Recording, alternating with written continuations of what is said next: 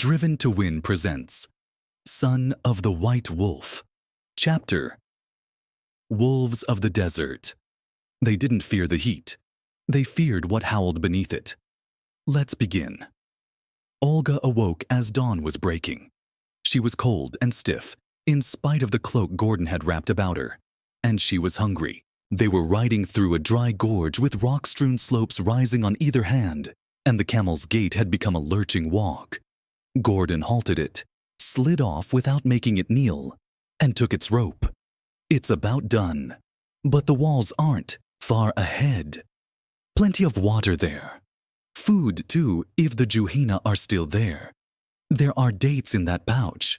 If he felt the strain of fatigue, he did not show it as he strode along at the camel's head. Olga rubbed her chill hands and wished for sunrise. The Well of Harith. Gordon indicated a walled enclosure ahead of them. The Turks built that wall years ago, when the walls of Suleiman were an army post. Later, they abandoned both positions. The wall, built of rocks and dried mud, was in good shape, and inside the enclosure there was a partly ruined hut. The well was shallow, with a mere trickle of water at the bottom. I'd better get off and walk too, Olga suggested. These flints would cut your boots and feet to pieces. It's not far now. Then the camel can rest all it needs. And if the Juhayna aren't there. She left the sentence unfinished. He shrugged.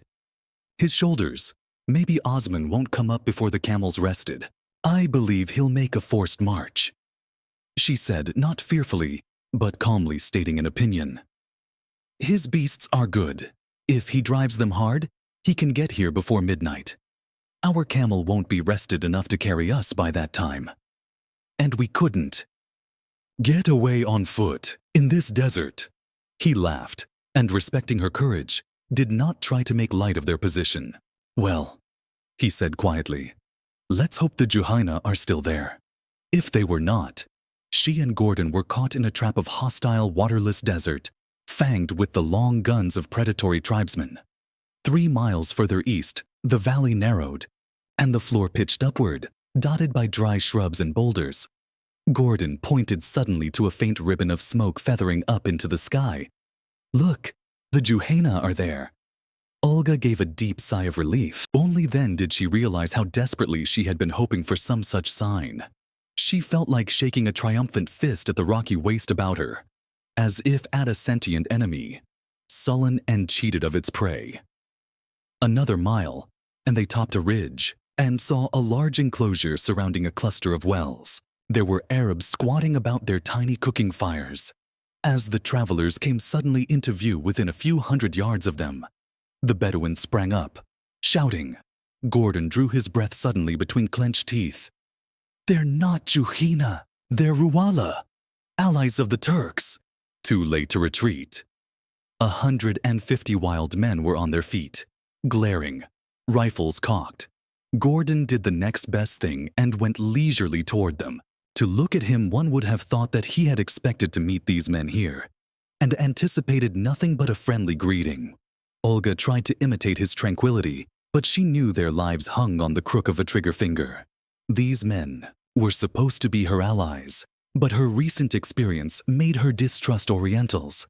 The sight of these hundreds of wolfish faces filled her with sick dread. They were hesitating, rifles lifted, nervous and uncertain as surprised wolves. Then, Allah!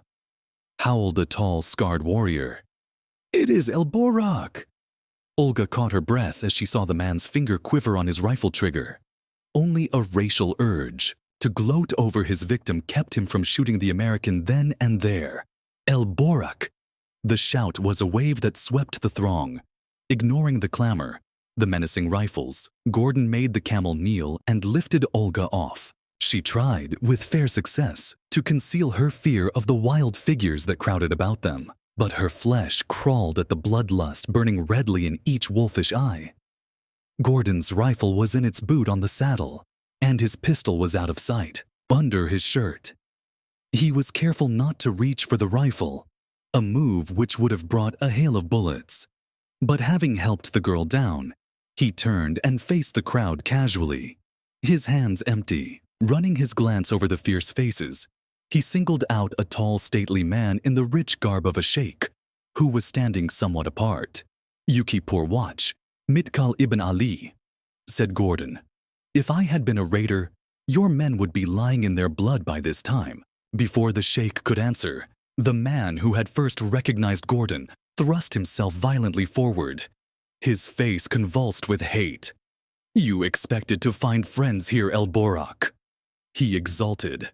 "But you come too late. 300 Juhayna dogs rode north an hour before dawn. We saw them go and came up after they had gone.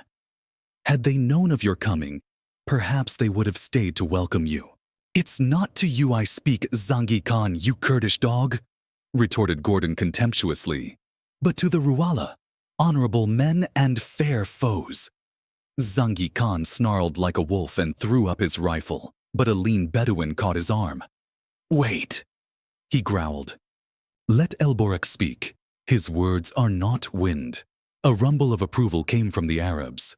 Gordon had touched their fierce pride and vanity. That would not save his life, but they were willing to listen to him before they killed him.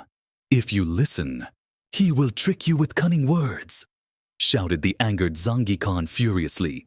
"Slay him now, before he can do us harm." "Is Zangi Khan sheikh of the Ruwala that he gives commands while Mitkal stands silent?" asked Gordon with biting irony.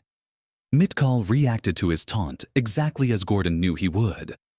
"Let El Borak speak," he ordered. "I command here, Zangi Khan. Do not forget that." "I do not forget, your Sidi," the Kurd assured him, but his eyes burned red at the rebuke. "I but spoke in zeal for your safety." Mitkal gave him a slow, searching glance which told Gordon that there was no love lost between the two men. Zangi Khan's reputation as a fighting man meant much to the younger warriors. Mitkal was more fox than wolf, and he evidently feared the Kurds' influence over his men. As an agent of the Turkish government, Zangi's authority was theoretically equal to Mitkal's. Actually, this amounted to little. But Mitkal's tribesmen took orders from their sheikh only, but it put Zangi in a position to use his personal talents to gain an ascendancy. An ascendancy Mitkal feared would relegate him to a minor position. "Speak, El Borak," ordered Mitkal, "but speak swiftly. It may be," he added, "Allah's will that the moments of your life are few." "Death marches from the west," said Gordon abruptly. "Last night 100 Turkish deserters butchered the people of El Awad." "Wallah," swore a tribesman. "El Awad was friendly to the Turks." "A lie," cried Zangi Khan. "Or if true, the dogs of deserters slew the people to curry favor with Faisal." "When did men come to Faisal with the blood of children on their hands?" retorted Gordon. "They have forsworn Islam and worship the white wolf. They carried off the young women and the old women. The men and the children they slew like dogs." A murmur of anger rose from the Arabs. The Bedouins had a rigid code of warfare, and they did not kill women or children. It was the unwritten law of the desert, old when Abraham came up out of Chaldea. But Zangi Khan cried out in angry derision, blind to the resentful looks cast at him. He did not understand that particular phase of the Bedouins' code, for his people had no such inhibition. Kurds in war killed women as well as men. "What are the women of El Awad to us?" he sneered. "Your heart I know already," answered Gordon with icy contempt. "It is to the Ruwala that I speak." "A trick," howled the Kurd. "A lie to trick us." "It is no lie." Olga stepped forward boldly. "Zangi Khan, you know that I am an agent of the German government. Osman Pasha, leader of these renegades, burned El Awad last night, as El Borak has said. Osman murdered Ahmed ibn Shalan, my guide, among others. He is as much our enemy as he is an enemy of the British." She looked to Mitkal for help, but the sheikh stood apart, like an actor watching a play in which he had not yet received his cue. "What if it is the truth?" Zangi Khan snarled, muddled by his hate and fear of El Borak's cunning. "What is El Awad to us?" Gordon caught him up instantly. This Kurd asks what is the destruction of a friendly village? Doubtless, naught to him. But what does it mean to you, who have left your herds and families unguarded? If you let this pack of mad dogs range the land, how can you be sure of the safety of your wives and children? What would you have, El Borak? Demanded a gray-bearded raider. Trap these Turks and destroy them. I'll show you how. It was then that Zangi Khan lost his head completely. Heed him not, he screamed. Within the hour we must ride northward. The Turks will give us 10,000 British pounds for his head. Avarice burned briefly in the men's eyes, to be dimmed by the reflection that the reward, offered for El Borak's head, would be claimed by the Shaykh and Zangi. They made no move, and Mitkal stood aside with an air of watching a contest that did not concern himself. Take his head, screamed Zangi, sensing hostility at last, and thrown into a panic by it. His demoralization was completed by Gordon's taunting laugh. You seem to be the only one who wants my head, Zangi. Perhaps you can take it. Zangi howled incoherently, his eyes glaring red, then threw up his rifle, hip high. Just as the muzzle came up, Gordon's automatic crashed thunderously. He had drawn so swiftly, not a man there had followed his motion. Zangi Khan reeled back under the impact of hot lead, toppled sideways, and lay still. In an instant, 100 cocked rifles covered Gordon. Confused by varying emotions, the men hesitated for the fleeting instant it took Mitkal to shout, "Hold! Do not shoot!" He strode forward with the air of a man ready to take the center of the stage at last, but he could not disguise the gleam of satisfaction in his shrewd eyes. No man here is kin to Zangi Khan, he said offhandedly. There is no cause for blood feud. He had eaten the salt, but he attacked our prisoner whom he thought unarmed. He held out his hand for the pistol, but Gordon did not surrender it. I'm not your prisoner, said he. I could kill you before your men could lift a finger, but I didn't come here to fight you. I came asking aid to avenge the children and women of my enemies. I risk my life for your families. Are you dogs? To do less? The question hung in the air unanswered. But he had struck the right chord in their barbaric bosoms that were always ready to respond to some wild deed of reckless chivalry. Their eyes glowed, and they looked at their sheikh expectantly. Mitkal was a shrewd politician. The butchery at El Awad meant much less to him than it meant to his younger warriors. He had associated with so-called civilized men long enough to lose much of his primitive integrity, but he always followed the side of public opinion and was shrewd enough to lead a movement he could not check. Yet, he was not to be stampeded into a hazardous adventure. These Turks may be too strong for us, he objected. I'll show you how to destroy them with little risk, answered Gordon. But there must be covenants between us, Mitkal. These Turks must be destroyed, said Mitkal, and he spoke sincerely there, at least. But there are too many blood feuds between us, El Borak, for us to let you get out of our hands. Gordon laughed. You can't whip the Turks without my help, and you know it. Ask your young men what they desire. Let El Borak lead us, shouted a young warrior instantly. A murmur of approval paid tribute to Gordon's widespread reputation as a strategist. Very well. Mitkal took the tide. Let there be truce between us, with conditions. Lead us against the Turks. If you win, you and the woman shall go free.